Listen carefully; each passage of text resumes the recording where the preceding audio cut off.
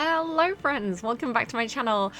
Today I'm going to play a little bit of Divinity Original Sin. I don't know if this is going to be a full series or we're just going to have a poke at it.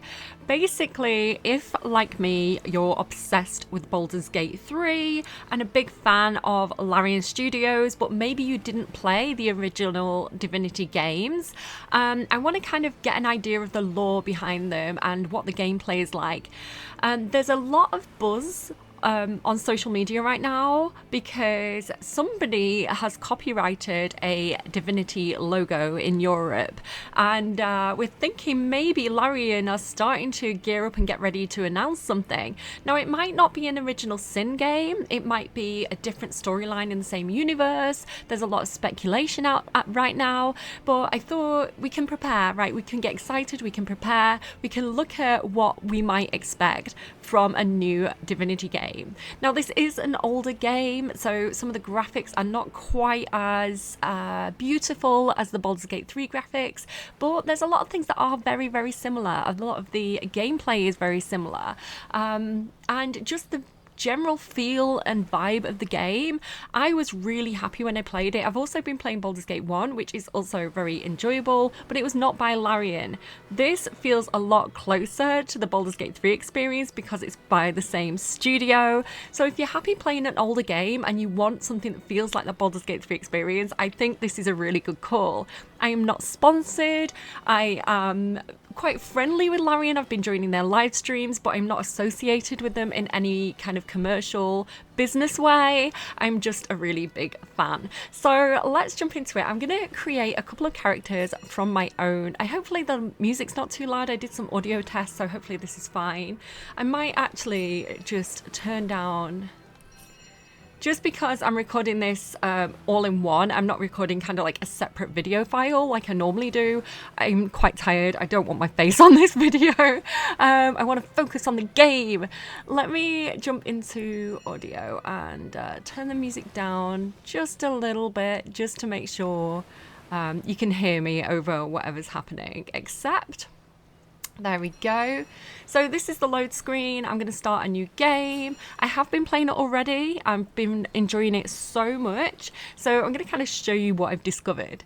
Jumping into single player, there is also a multiplayer option, but I'm doing single player. I'm going to go for what I went for with Baldur's Gate at first and go on classic mode. There's also the easier explorer mode.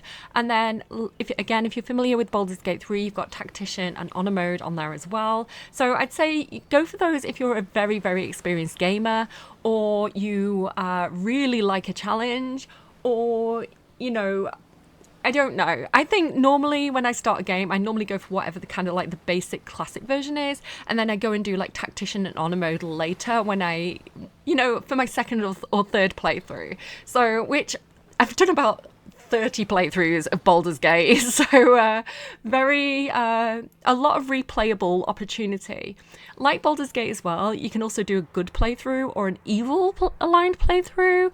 I haven't completed the game, so I don't know how that works out in the end, but you can definitely do classes that feel more shifty or more good aligned, so that might be something to experience if you're going to do multiple playthroughs.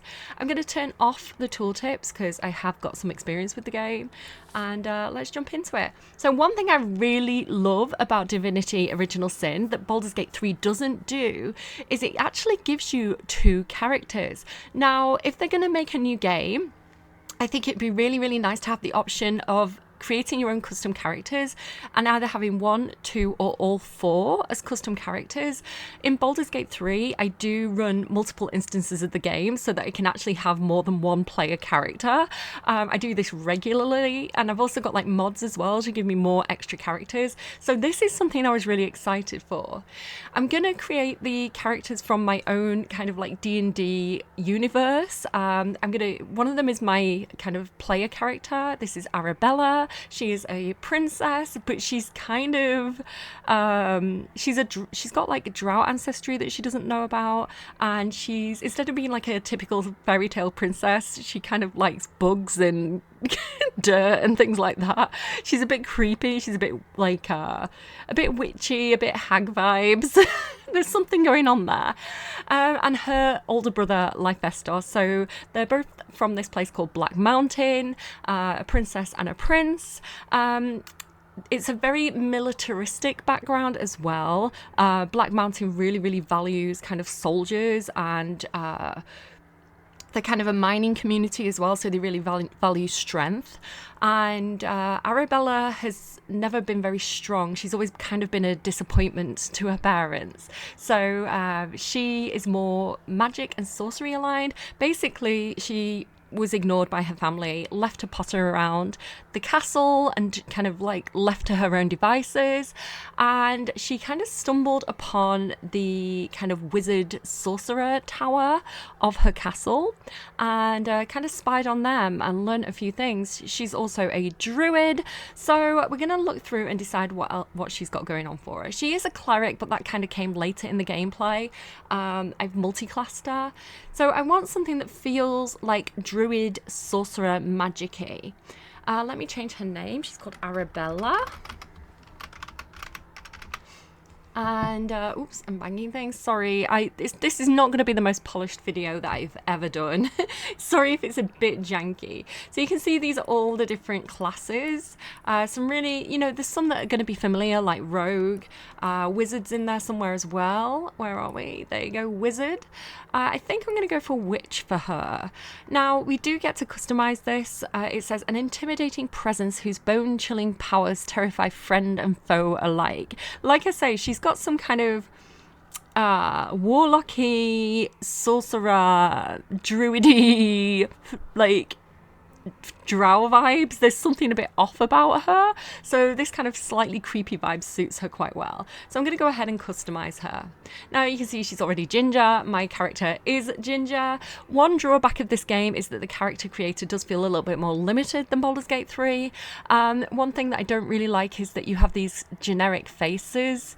In Baldur's Gate, it kind of takes a photo of your finished character and uses that as the thumbnail. Here you've got like pre-selected thumbnails, so you have to just find one that kind of closely matches or has the vibe of your character. There is some diversity. You do get, different skin colours represented and things like this. But there is a limited number of these pictures, so you are quite stuck. And then you have the choice of, do you create a picture first and then try and customize the character to match? Or do you create a character and then get stuck with, a profile picture that a thumbnail that doesn't really match them? So that's one drawback of the game. Like I say, it's an older game, so they are a little bit angular. They're not as smooth as Baldur's Gate, but if you don't mind that, if you can get past the initial older graphics, it's a really, really good, enjoyable game. You do get to give them an AI personality. I'm going to go for no AI on Arabella, but your options are loyal, random, or knight, or rascal, or maniac. I didn't realize there were so many. Judge, priest, free spirit. She's a bit of a free spirit. Or no AI. Do you know what? Maybe we give her free spirit. It does kind of suit her. And then we get to choose her voice. So wizard voice. Careful! I've spotted a trap. Warrior voice. Ah, a forge. The one place metal and bread are welcome in equal measure. That's a little bit too witchy for her. What could that have done? I quite like that one. She is a princess. It sounds quite posh, so I think I'm going to go with that one. I'm going to flick through and go, I'll probably go for August Sun for her. It's a feature of, in my world, Black Mountain, it's a feature of the nobility that they have quite like golden skin and like ginger golden auburn hair, so it's almost like they're instantly recognizable as nobility from Black Mountain, where a lot of the other people tend to have darker hair and lighter skin. They are instantly recognizable as like, oh, they're nobility kind of thing. So I've actually got a blacksmith who's a dwarf. There's a lot of dwarves in Black Mountain as well, and he's a big dwarf. He's like abnormally large for a dwarf. and he has that colouring, the ginger hair and the golden skin.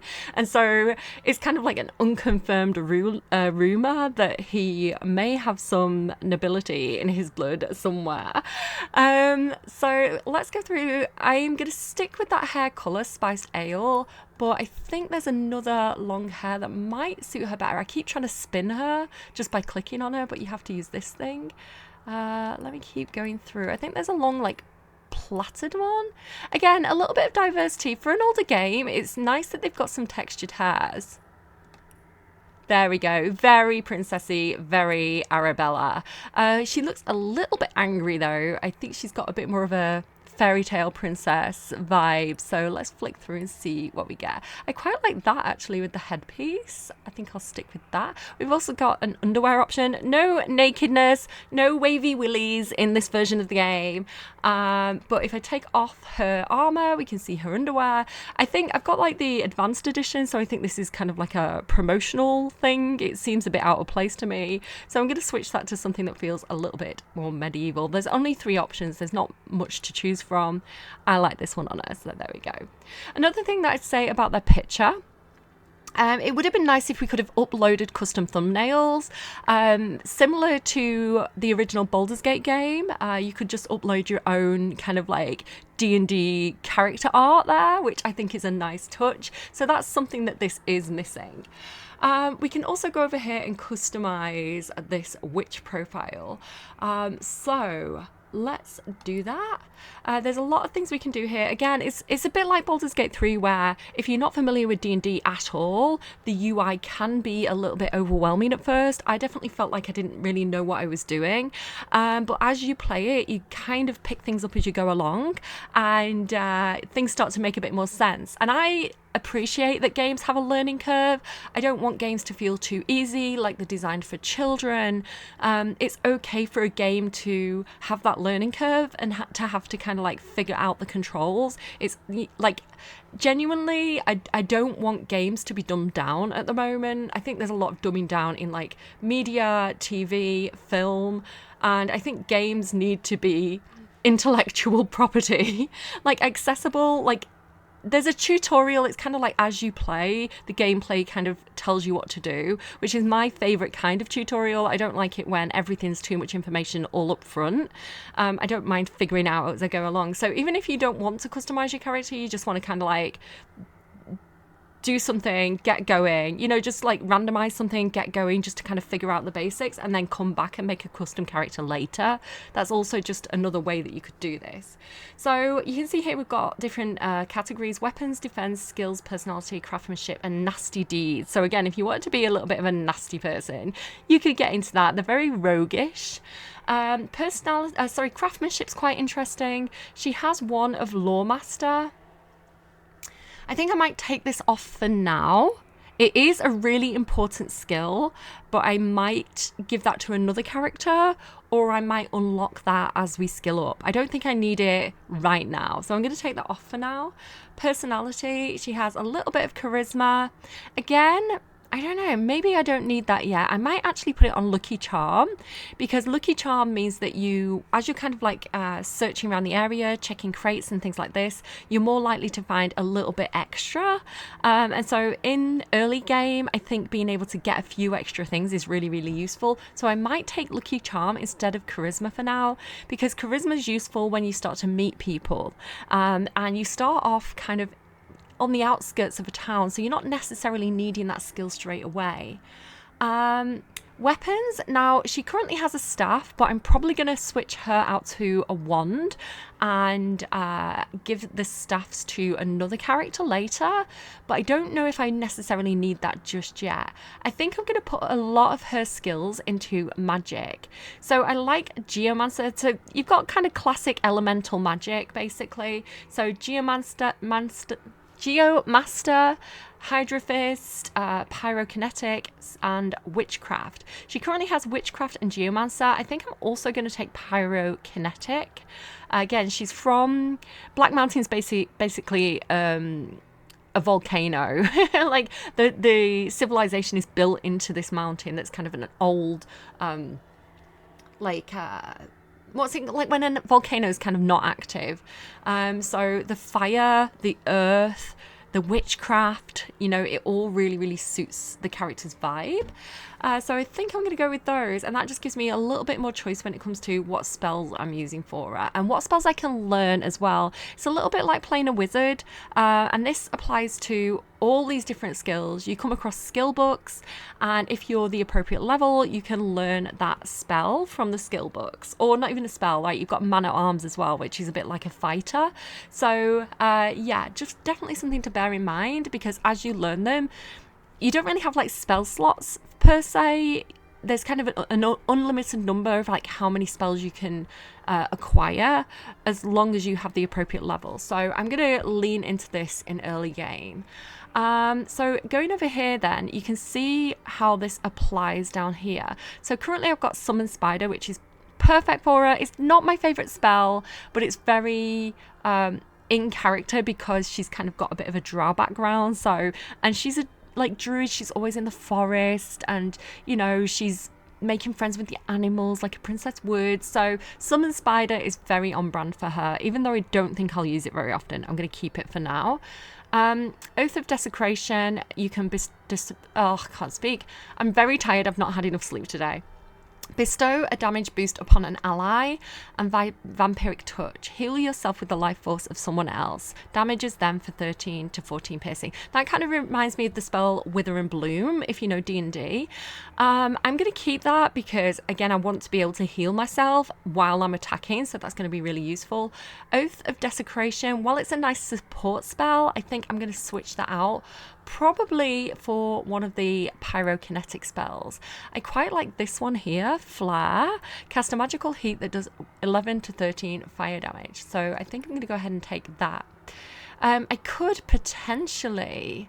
A nice combination to do is, and I may switch out Summon Spider for Boulder Bash. Yeah, I'm going to go ahead and do that actually. Because the nice thing about this is Boulder Bash, which is a Geomancer spell, creates a pool of oil and it coats the person that you attack in oil. So then I can go ahead and use Flare, which is fire damage, to kind of like set them on fire, basically, and create a fire surface. So I think that might be a better combination. I think I'm going to stick with that. You can also adjust their attributes. So this is, you know, their...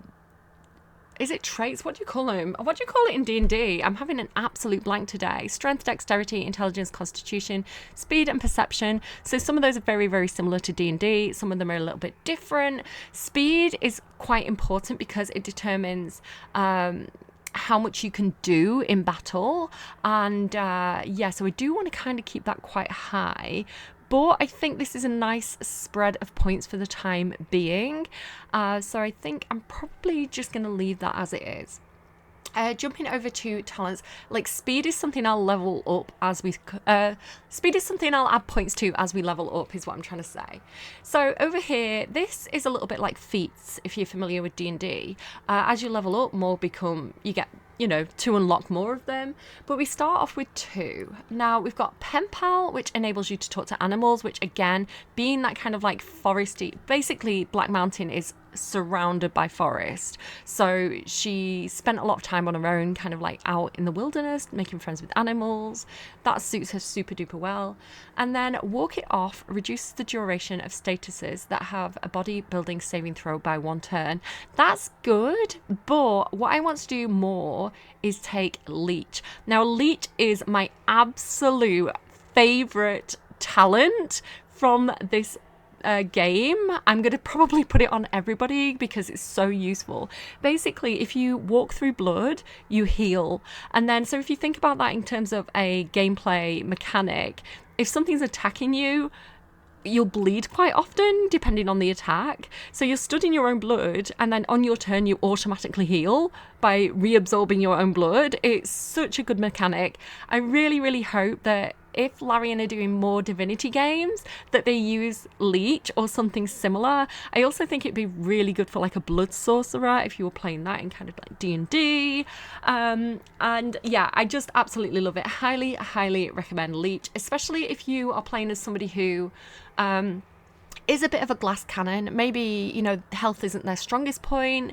Maybe they go down easily. Having something to kind of automatically heal in that way is super useful. When I unlocked that feat, I was so happy. But yeah, that is pretty much what I think we're going to do with her. So accept Arabella. We also get this little blurb of like their background. Like, I don't know, I like this character creator better than Veilguard. I feel like it adds a lot more customization. It allows me to play kind of like an RPG character, my own RPG character, a lot more, just because there's a lot of options. And while it does have a little bit of a backstory, a little bit like, you know, your background in D&D, you do have a lot of wiggle room to kind of customize your character and respond in different ways. You can be good, you can be evil, you can be I can't even think of the things. You could be like intelligent. There's like a whole list of characteristics that we'll kind of like unlock as we go. So anyway, the witch is kind of, again, it's kind of like a bad character that is doing good. Think about like a good aligned drow, you know, the background might be, you know, they might be involved with a community that is typically the bad guy, but they're working for the good guys. So the witch grinned over the great cauldron. Golden vapours twined upwards in intricate patterns, twined upwards in intricate patterns, and a fragrance of sweet jasmine filled the dark cellar. The perfect poison, the witch thought, beautiful and deadly, just like Arabella. Suddenly, bang! The cellar door flew open and a troop of 10 source hunters burst in. This is what we become. We become a source hunter. Like, that's the player character. The witch smiled, and with a single nod, a small army of oozing undead filled the space before the cauldron. This time, we are not here to fight, the leader of the source hunters called. We need you. She paused. And you need us. I like that the leader of the source hunters is a she. Larian are so ahead of, like, I don't know. They're just such a good company. Right, okay, I'm going to accept Arabella. That is perfect for her. And let's make Life Festus. I'm going to try and speed up a little bit because I do want to get into gameplay. I don't want to bore everybody. I do realise I'm overly chatty today. It's because I'm tired. Life Estus. I made up this name. I don't know if it's a real name or not. I totally pulled it out of my ass. It's kind of like a bit like Hephaestus, but he's Life Festus because he's a good character. So life, I don't know. I think the best thing for him in D&D multi-classes as a hunter, are they called hunter? Why am I blanking so much? And a fighter.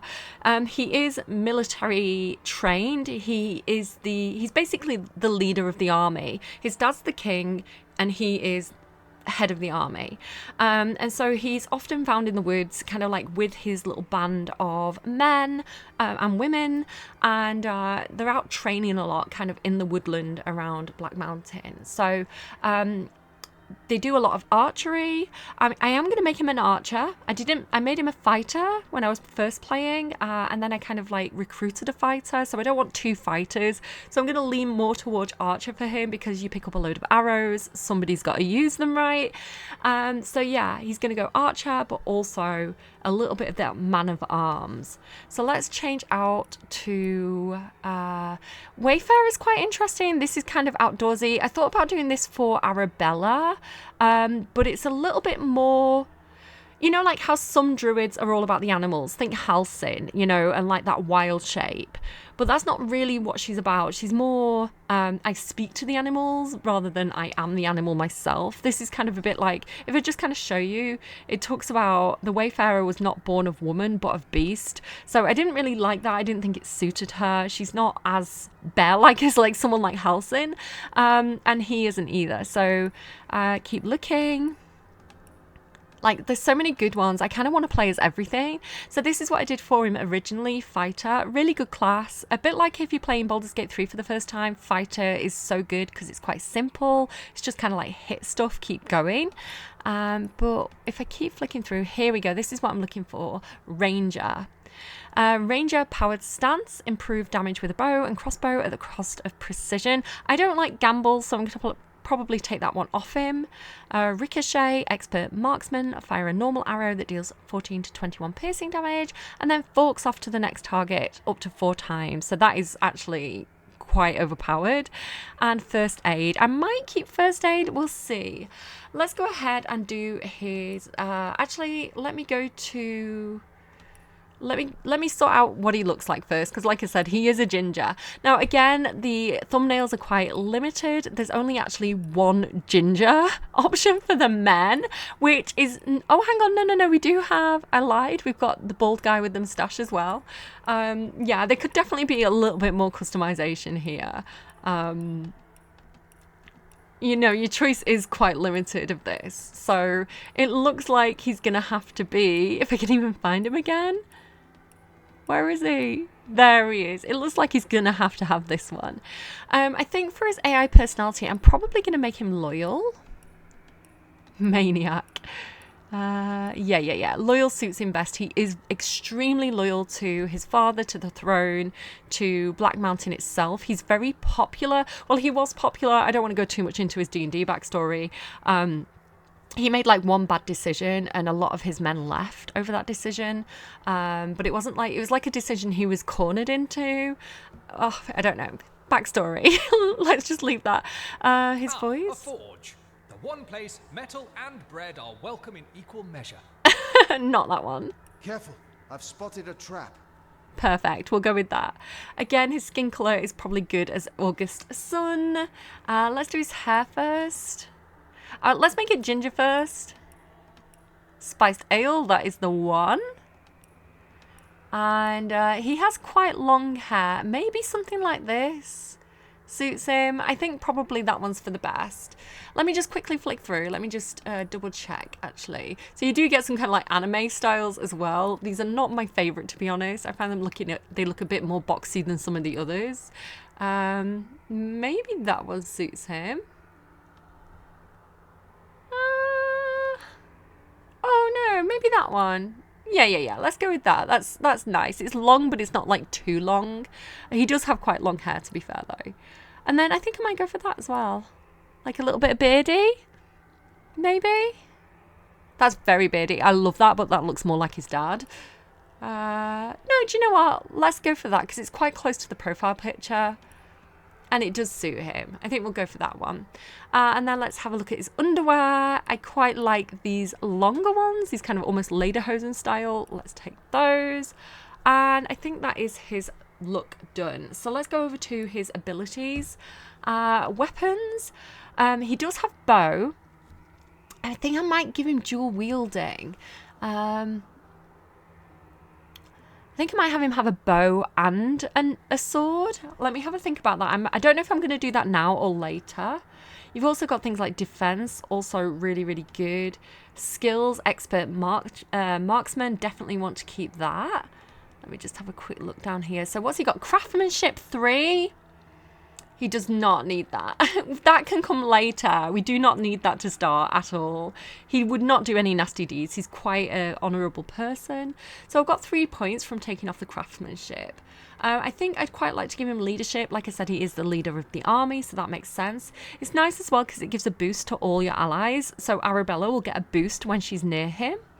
And then I think, like I say, I think I'm going to go with dual wielding. And also single-handed so that he can wield a sword. Do I want to give him any defense? These are really good. I think I probably will go into these at some point. But I think for now, I'm just going to give him all the weapons boosts. You know, like if you were playing as a fighter in D&D, they have like, they can use so many weapons. So I think I'm going to go with that. Talents. Oh. Sorry, I'm just going to check what my phone's beeping at me for. My eldest is sharing TikToks with me. And if you know Lexi, who plays a lot of Baldur's Gate, she is live on Twitch right now. Well, not right now when you're watching this because it's pre-recorded, but as I'm filming it. I'm going to keep arrow recovery because it gives me a 33% chance to recover a special arrow. So I really like that. And I don't want bully. It doesn't suit him. I am going to take leech because honestly, overpowered, and I love that.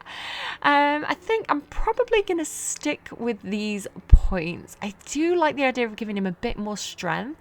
I might bring his perception down 1 and give him an extra strength, because Arabella takes the lead, so her perception needs to be higher so she can spot traps and things. Yeah, he's kind of backup. He's kind of the bouncer. Let's get rid of ranged power stance. I don't really want that. Actually, do you know what I didn't take? That's what I need to do. I am going to take off single-handed for now. We can level that up later. I want him to have man at arms, because that's kind of like the fighter skills. That's what I want to do. And then I'm going to get rid of ranged power stance, and I'm going to take man at arms. I'm probably going to take battering ram. This is really good because it means you can cover a big distance and attack at the same time. It's kind of like combining your movement and your attack. So I'm going to take that. I also really like, if I just go here, I also really like melee power stance is good as well. I think I'm going to take that. First aid can come later. And then do I want to keep ricochet? Yeah, I think I will. I think I'll keep Ricochet. There's some... Man at Arms has some really good skills, but like I say, we can learn those from books as well. We don't have to learn everything right away. Melee Power Stance is really good because it doesn't cost any AP to use, so you can do it with no cost. It's like a free thing to do on your turn. So, and it means you have like more damage. So, really nice. It does say it costs movement speed and precision though. Do you know what? No, I'm going to get rid of that. Sorry that I'm so indecisive. And I am going to take first aid because that's quite cute. Let's go with this. Accept. Let's accept it before I change my mind again. So it says, Ranger, the archers of the southern... This is nice as well because it talks about being on a mountain, which, you know, he is.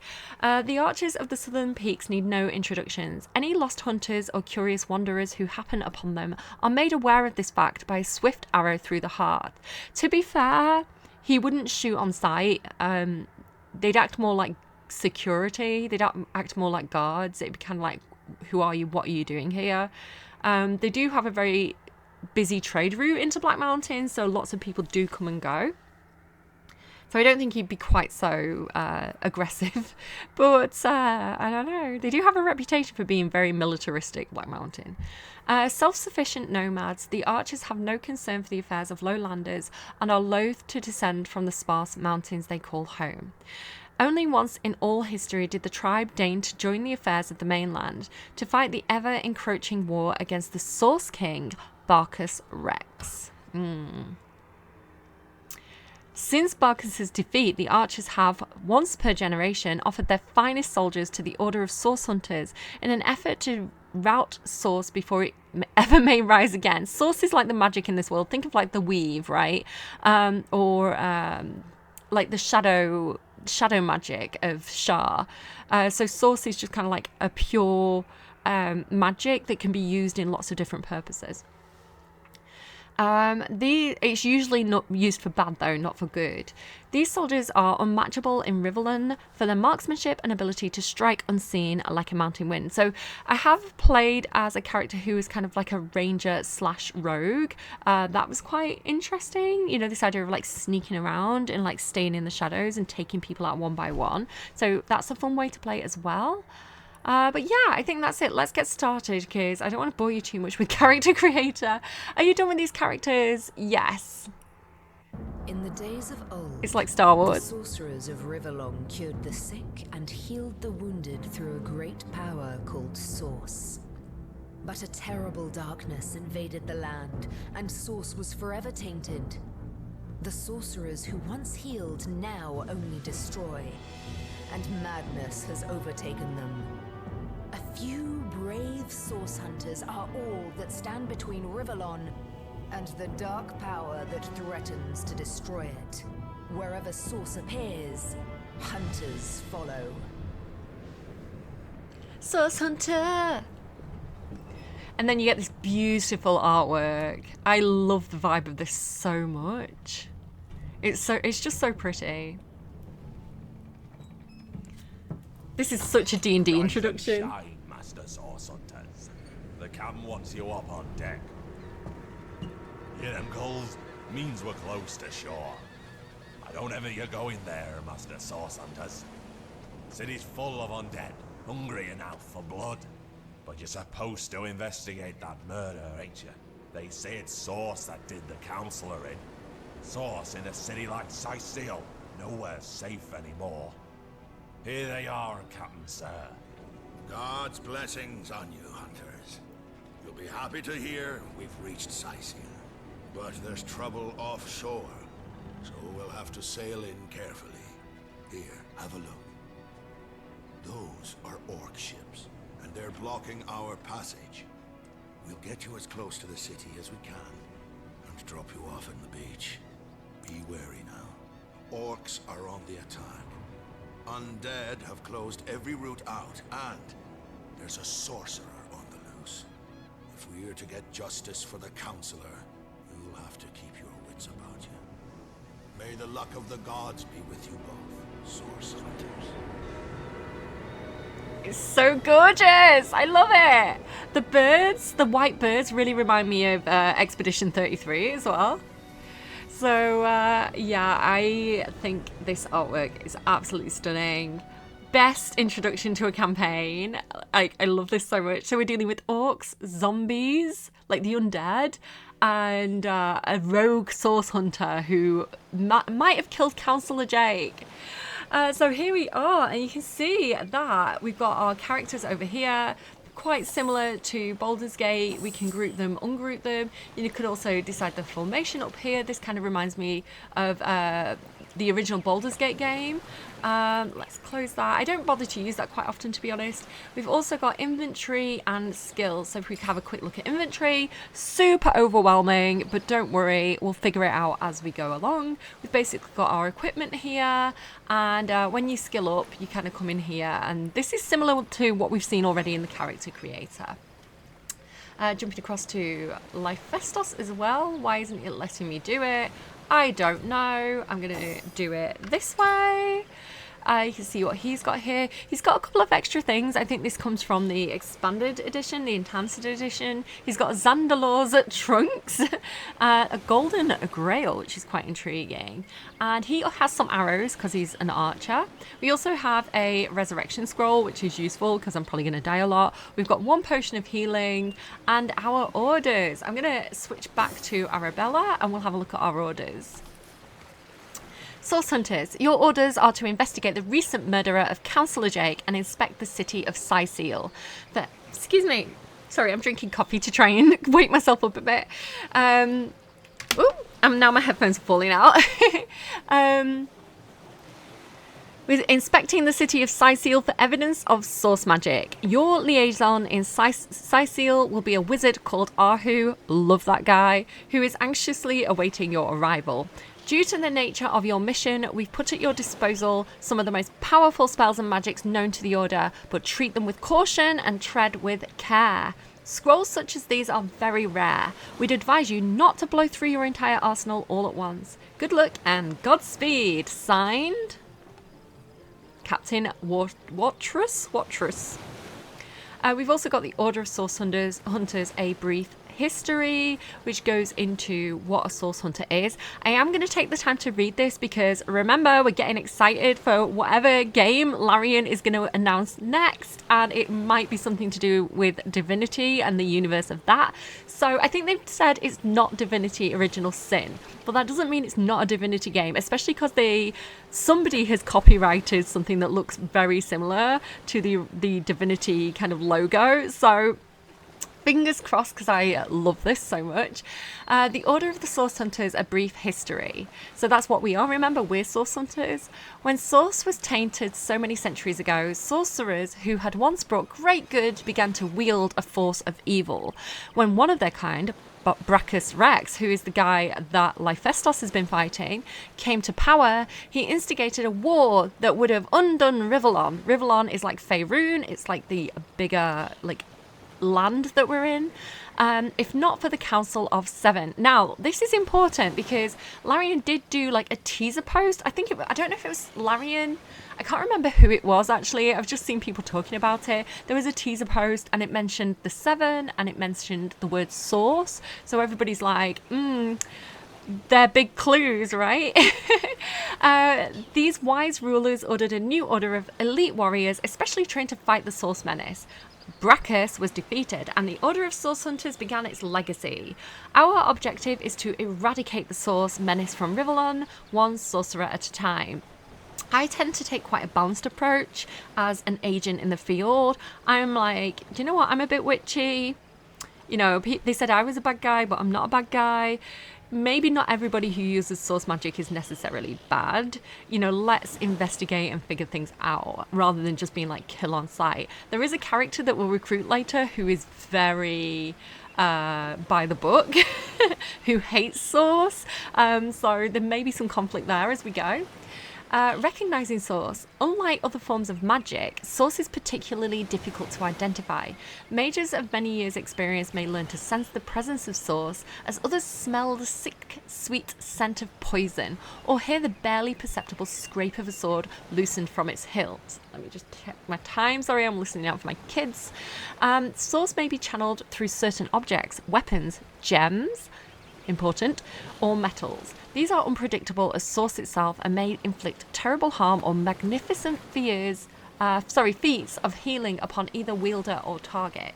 Methodology of the Source Hunter. Ours is an order of cunning and cleverness, as much as strength and power. We're kind of like investigators. The well-trained source hunter will examine and question, lift every barrel and analyze each testimony for the faintest breath of a clue. Nothing is insurmountable.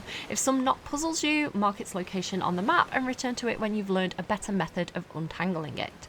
There are no limits to a source hunter's resolve, no riddle is unknowable, no foe unbeatable, and no mystery unsolvable. So they have, you know, I like that the game treats us as intelligent. It's like, it's okay. If you can't figure something out right away, mark it on your map, come back to it, it'll make sense later. So I like that. It's encouraging. It doesn't feel like it's treating us like we need our hand holding. It doesn't feel like, you know, it's almost self-aware that we're going to find some things hard. So I appreciate that kind of heads up. So movement, again, I'm using a keyboard and mouse, extremely similar to Baldur's Gate. You can also press Alt to kind of show things in your environment. So as I move forward, you can see that there is a broad skull, which I'm going to go ahead and grab. Ho-hum. Ho-hum. We can also loot chests, again, extremely similar to Baldur's Gate 3. We can't climb on chests though. If I click on it, there's no option to climb, so that is a little bit of a difference. If I didn't know there were orc ships raiding to the west, I'd mistake this for a placid beach. At least the orcs make a bit of noise when they attack. It's dark-dealing sorcerers that'll strike with neither warning nor mercy. Okay, so sorcerers are a little bit more sneaky than the kind of barbarian style orcs. Let's grab this shell. There's another few here as well. So again, walking around pressing Alt is definitely recommended because it's much harder to see things. This art style, it's a little bit overwhelming for me. I'm a very visual person. There's a lot going on. There's a lot of texture. So being able to press Alt and, you know, search the environment that way is particularly helpful to me. If I go and look in my inventory now, you can see that these shells are here. If I consume one, we're going to see what the effect is up here. It gives me water resistance and how long it lasts for, 6 turns.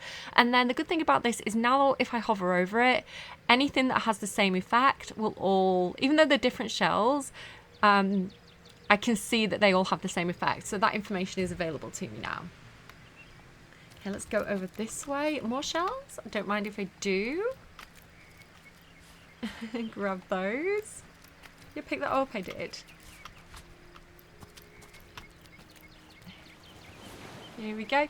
So I don't think we can get over this way yet, but there's an interesting little guy over here that I definitely want to check out. There's like a big shell, but I think that way is blocked off for now.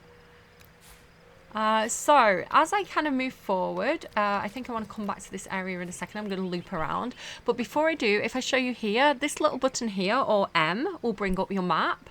You can zoom in and out, and you can see where you're up to. You can also see where you're heading. So on the map itself as well, you've got a little compass point north here, so you can orientate yourself and kind of work your way around that way. Being able to save and load is up here. So I'm going to go ahead and save now as new save. And I always have a save, because it does auto save, I always have a save called rolling. And that's the save that I kind of use, as opposed to an auto save. I just kind of update it as I go along instead of having like 30 different saves. You've also got this thing here, which is the log, and this kind of tells you what the mission is. As you unlock different missions, they'll kind of show up here. You can also filter for completers, so anything that you've done kind of disappears. So we've got a source hunter's journey. We're ready for our first assignment. It seems the murder of Councillor Jake is a clear-cut case of sorcery, and we're ready to nab the perpetrator. We landed on a beach east of our destination, so we should head westwards towards the city of Sicile. So I like that it tells you that information in different ways. It shows you on the map, it gives you a waypoint, but it also gives you kind of literal directions. Over here we've also got a mysterious murder. Our orders are clear. We have been sent to the city of Sicile to investigate the murder of Councillor Jake. The wizard Ahu will meet us in the city to elaborate on the sorry matter. So we have like a contact as well in Sicile. So like I say, I'm going to kind of like loop around. I can hear talking. I don't know if you guys can hear that as well. A little bit of talking back there. But yeah, it's a good thing I've got alt pressed, because I would never have seen that backpack if I didn't. I think this is something that came with like the enhanced edition, because if I go ahead and pick that up, if I can actually click on it, I can see it, I just can't click on it.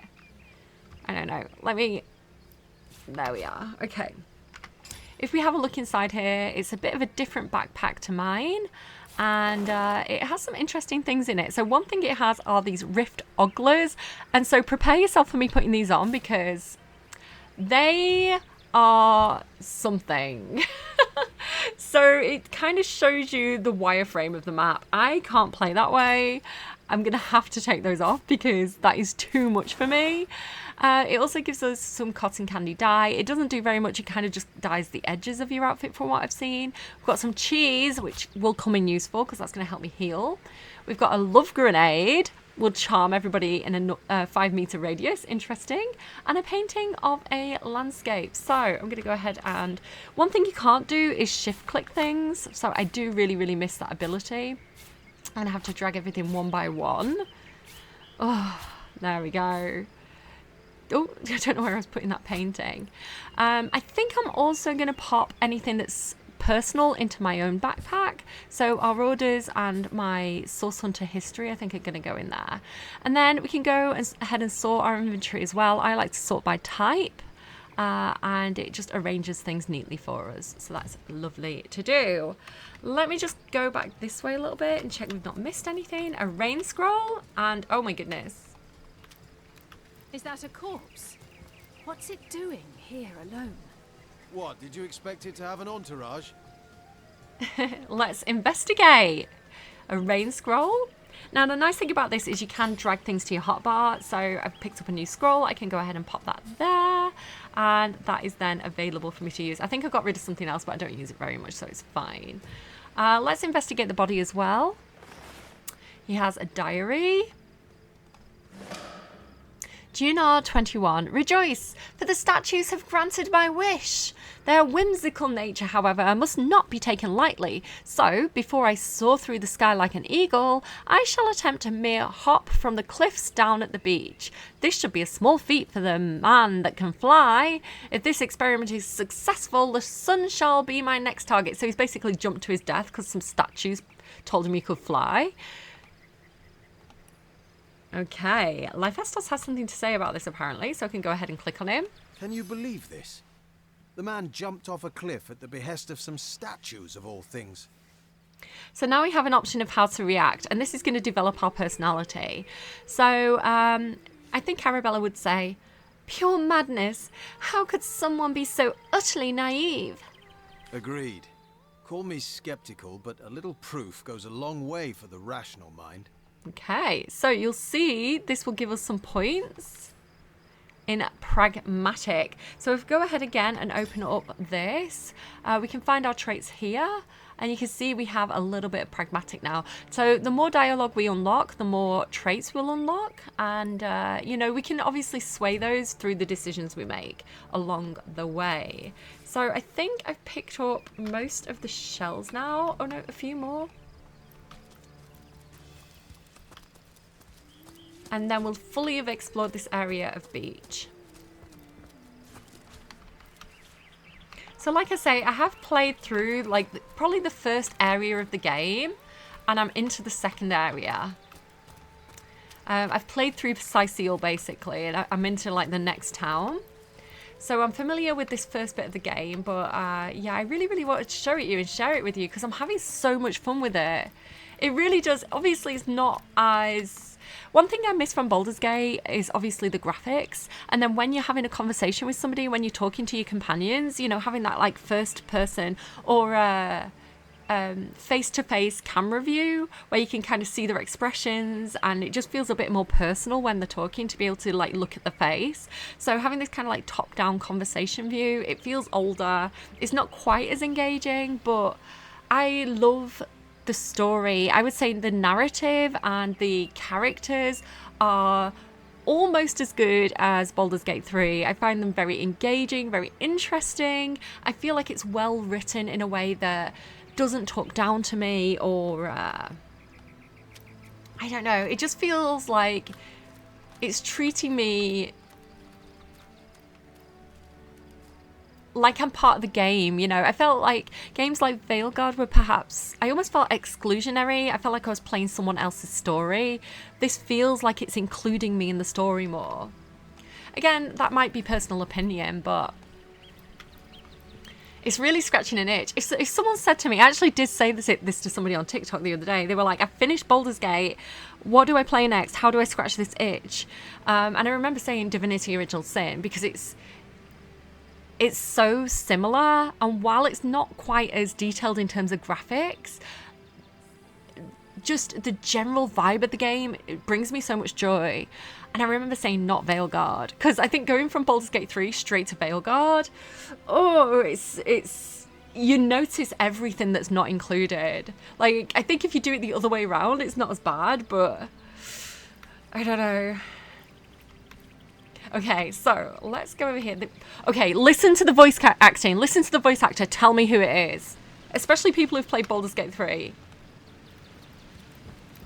Source hunters, how did they find us? Take the stone to the temple. These whelps will be easy to crush. As you say, Madam Collier. Keep listening. Do you know yet? It's Mother. Arise, fair dead. Seize upon our enemies.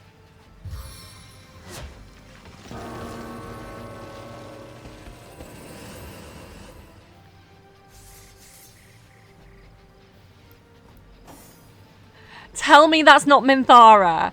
I've looked it up because I keep stumbling over voices that I recognise from Baldur's Gate 3. I think there's Minthara. I swear I've heard of Raphael, Jaheira. There's other people as well, and every time I encounter somebody, like a voice actor that I recognise the voice of, I get so excited. Oh, I love it so much. So I looked it up, and Emma Gregory is the person that plays Minthara, and she is listed in the credits for Divinity Original Sin. And so, and the others as well, like the guy who played Raphael, I can't remember the name of, but he won a Grammy for that. And Jaheira's voice actor, who I've also forgotten the name of, but she's gorgeous. She has the best hair. Like, they've all credited in Divinity as well, and I love that. This, like, the fact that the studio has had the same voice actors from the one of their first games to the most recent, most popular game. Like, they use the same people is a really, really big green flag for me, because, like, if you imagine you work for a studio and, like, they treated you like shit and it was a horrible experience, you wouldn't want to go and work for them again. So the fact that they're retaining voice actors after quite big periods of production as well, like they could have gone on to other things. Huge green flag for me. Okay. And just how lovely they all are. If you look at the voice actors, like, they all seem like such amazing people. Like, Larian choose well, you know? Maybe not every single one. I know there's been one or two people who've been a little bit controversial. You probably find that with any group of people. But for the most part, I just, you know, even seeing like the community team, they're so fun. They're so nice. It just seems like a really great company. Okay. I am going to use... So let me explain combat to you. So we've got these baddies. You can click on them. You can examine them just like Baldur's Gate 3. If they're prone to anything or resistant to anything, it'll show up here. And you can use... Basically, can you see all these dots here? So I've currently got 8 dots available. So your actions, bonus actions, movement, everything like that is basically a different format here. Is these dots. So the dots are how many ability points you get to spend. A little bit more like ability points in Expedition 33, I suppose. So if I want to move, you can see that's going to take up a certain number of my ability points. It's also going to determine how many spells I can use or actions I can take. So you can see here that Boulder Bash costs 5 ability points. But that's okay. The good thing about this is that it does actually damage 3 all in one go. So I would like to get the main guy and the other 2. So let me see if I can kind of... Slightly stood about, aren't they? Let me see if I can do it like this. I'm going to get 2 of them at least. Let's go. There we are. So hopefully... Oh no, I didn't get these. No. Is the big guy oiled? He is. Okay. Now on my next turn, I can set him on fire. But for now, I'm just going to use my Staff of the Magus. And I'm going to attack the one closest to me. Boom. Okay, that unfortunately is all my action points. So ability points, action points, I don't know what they actually are called. So it's automatically gone on to Lifestos, like Arabella's turn is over. I would like to have moved her back, but I'm going for an attack is the best form with defense thing here. I can also fire a fire arrow. So I think I'm going to go ahead and get Lifestos to do that. Maybe if I do it on this guy, it'll also set fire to the oil and set fire to him. Or I can kind of do it like this and set fire to all of them. But I think I want to attack him directly. Burning failed! No! I feel like I wasted that now. Oh, I can probably... No, I haven't got enough ability points to even fire another arrow. So... Do I want to like have him back up a little bit? I don't think he'd abandon his sister. I might just accept my fate. Actually, let me have a quick look in my inventory. Have I got anything I can, like, throw? No! I feel like I'm wasting my arrow. Ouch. No. Ooh.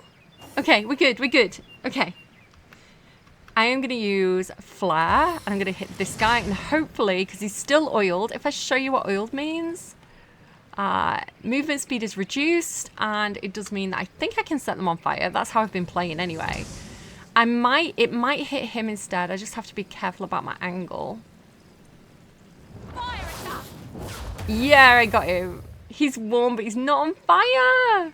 Oh, this is not going well. And I haven't got any attacks left either. I'm basically a sitting dog.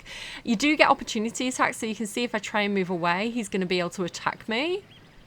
On the men. Come on, big brother. Help me out here. I've made mistakes. Let's go ahead and start firing arrows. Found it. Oh no, I missed. Okay, well, do you know what? Let's try. Oh, we can't even get past him. Let's try and get him again. There we go. Nice. That's all I've got. Oh, he missed. No, but if I put blood on the ground, I can use leech. There we go. I told you it was the best spell. And I can do Vampiric Touch. So you can see here, this is my health bar. I can use Vampiric Touch. The good thing is as well, obviously spell scrolls are one-time use, but you can basically spells do have a cooldown, but you can use them an unlimited amount of times. Like, there isn't like a number of spell slots and then you have to long rest. Basically, as long as the cooldown has passed, you can do that. It does say 3 turns. I don't know. I don't know. I'm trying to explain how it works. I don't fully understand myself. But I'm going to use Vampiric Touch, heal myself, and attack him at the same time. My rewards. There you go. Nice. And I think she absorbed his blood, which is very fun. I've also got enough action points left as well to do Staff of the Magus on him. And there we go. I think we're done. Their leader said something about escaping with a stone. Stolen from this dungeon, I imagine. Can we get inside? Okay, so now we have an optional side quest, which is a bit of a tutorial to go inside this cave and see and figure out what they've been stealing. If I press Alt, I can see that there is a bow on the ground, so I'm going to have Lifestos pick this up. And see if it's better than my bow. So it's nice as well because you get this like compare and contrast, which is a feature that Baldur's Gate also does. So you can kind of see what you're currently wielding and, you know, what you're hovering over side by side and compare them. It's the same as what I've got already. There is durability on weapons though. You can see towards the bottom there under properties. My bow is currently 59 out of 60. So, you know, at least we've got a backup bow in case ours kind of fails. The good thing is as well, it looks like I recovered one of my fire arrows, so glad to see that. Okay, big brother, what do you want to yap about? Oh, is it gone? Did I miss the opportunity to yap? Damn it. Reminder to yap more quickly in the future. Let's go ahead and see what this ancient stone gate is concealing.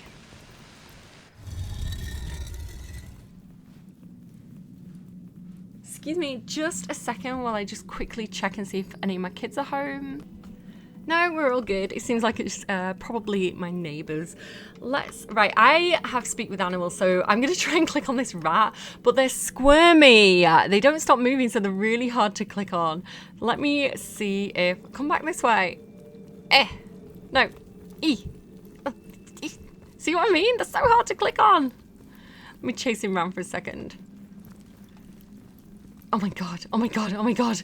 Oh, it's so difficult. I don't know much, but I do know this. Wherever black robes tread, chaos follows. Okay, so black robes bring chaos. So the people who are in here brought chaos. Okay.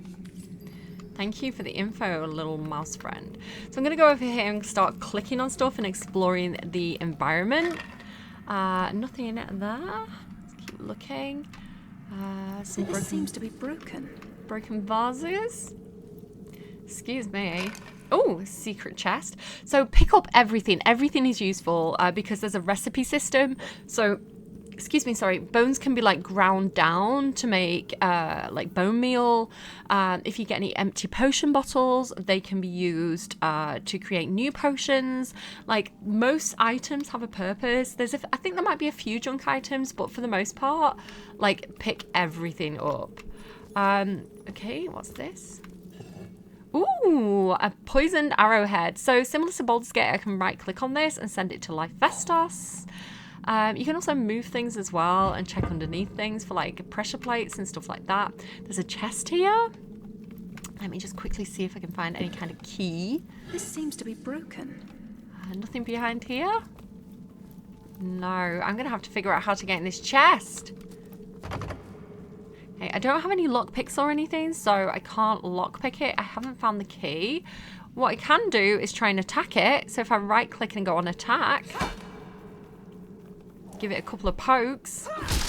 Although not recommended because this is not going to be good for my weapon. You can see my durability is currently 76 out of 80. I'm going to... Oh, I've got a fighting knife, one-handed weapon. Lifestos, don't mind if I do. I find that the items are different every time as well. I don't think I got a knife the last time I was in here. So it does seem like the loot is randomized. Okay, let's have a look at this. Fighting knife, one-handed. It's like a little flick knife. Because I've got two weapon fighting, I think I can have that in my offhand. No, I can't. Oh, because my bow's two-handed. Oh, so annoying. I think I can adjust my ability points though if I need to. That's sad. Maybe there's more bows. Again, I haven't played as someone who uses bows and arrows before, so maybe some of the bows are one-handed. I don't know if they're all two-handed or not. I may have made a mistake. Okay, this does feel like a place that might have some traps, so don't mind if I do. So everything has a status effect. Eating food kind of often heals you, and it also has some kind of effect. You can also use it for crafting kind of food recipes. So there's a lot of details to this game. Patty Cake Volume 2. So this is probably a recipe book that's going to teach us a recipe.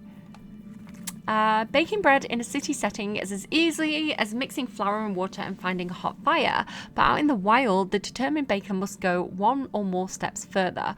Mortar and pestle combined with wheat will produce a sufficient flour for baking, and water must be obtained from a nearby well. So we've learned that recipe now. We can take the book and probably sell it. Oh, recipe for bread. So, and dough. You can make pizzas in this game, which is overpowered, quite frankly. I don't know if the pizzas are overpowered. I just like the concept of making pizzas. If I go to, there it is. So craft over here near my inventory. I can now go on recipes and it'll kind of like tell me how to make things. But like I say, I haven't got like mortars and pestles and ovens and things like that. So now is probably not the time for baking, Arabella. I know you're a princess and you like your hobbies, but let's keep moving. And a fish apparently as well. So again, you can kind of move things around the environment like this, out of your way. Perfect. Now, if I were a booby trap, I would put myself in the middle of a staircase. So I'm going to move over to one side. Careful, there's a mine in the middle of our path. There you go. Someone must have an interest in protecting whatever's kept here. So we're going to be careful of this explosive mine. Hopefully I won't walk on it. Oh, fruit! Fruit's really lovely. That's a good thing to consume. Good for health. I think it gives you some like extra abilities as well. Like extra buffs. Okay, let's go over here. I'm just going to avoid the trap. Obviously you can disarm traps, but that's not her jam. She's not a rogue, you know? Let's keep moving. Ooh, cup of tea. Very British. Would it even be a European game if it didn't have a cup of tea in it? I don't know where specifically... Ooh, don't get close to the trap. I don't know where specifically Divinity was made. I don't know which country developed it, but Larian is obviously a European studio. So, tomb chest key. So this is hidden probably underneath here. There you go. I only saw it because I was pressing Alt. Grab that and we should be able to get in this chest. Yeah. Ooh, a outdated short sword, one-handed. So I'm going to send that to Life Festos. He might be able to use it in a bit. White fabric dye. So, like I say, with Life Festos, even though he's got his bow and arrow, if I wanted to switch him out and make him melee, just because of the abilities that I picked at the beginning, like dual wielding, I could do that. That's obviously a nice thing for a rogue. I do wish that the bow and arrow slot was separate, like it is in Baldur's Gate 3, because I don't know. I feel like I should be able to dual wield a bow and a sword at the same time. I'm salty. Let me switch back to Arabella. Check this bone pile. So do click on everything. Mouse! Oh, he's gone. He's gone. I'll get him again later. I do like that as well. I like being able to talk to the animals. So we're in basically a big tomb at the moment. There's this tomb in the middle here. But I do like to click on all the things and skirt around the edges, because here we go, empty potion bottle, taking it. She is a witch after all. This seems to be broken. I'll try not to click on the obviously broken vases, because that's going to get annoying soon. Yeah. I've always heard there's typically more to a king's tomb than meets the eye. It could be a myth, or it could be our lucky day. I'm gonna just pause and go and meet my eldest who's just got out of college and go and get Subway. And not sponsored, not promoting, just local, and we're hungry.